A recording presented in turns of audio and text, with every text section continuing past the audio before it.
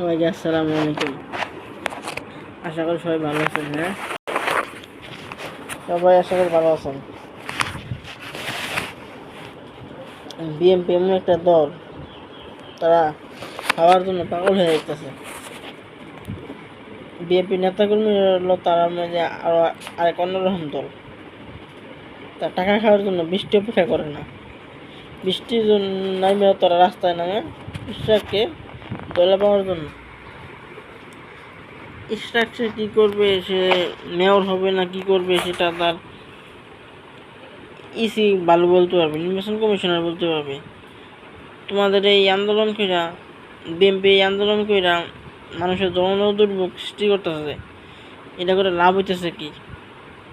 জনগণের আরো দুর্ভোগ হইতেছে, জনগণ তাদের থেকে দূরে সরে যাইব। বিএনপির কাছে এটা আশা করা যায় না। বিএনপি আসলেই তারা খালি মানুষের সমস্যা সৃষ্টি করতেছে।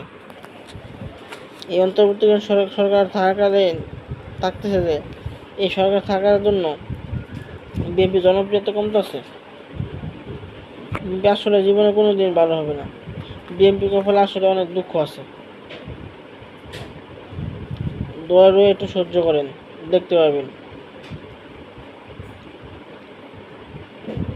বিএনপি এখন যদি ভালো না হয় আর জীবনে ভালো হবে না।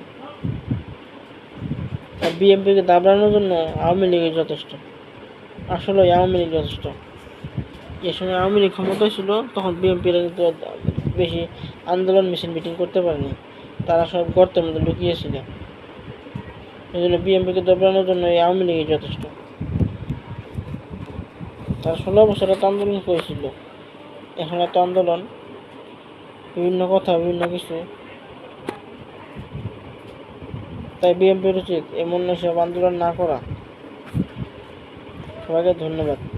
ভালো থাকবেন, সুস্থ থাকবেন।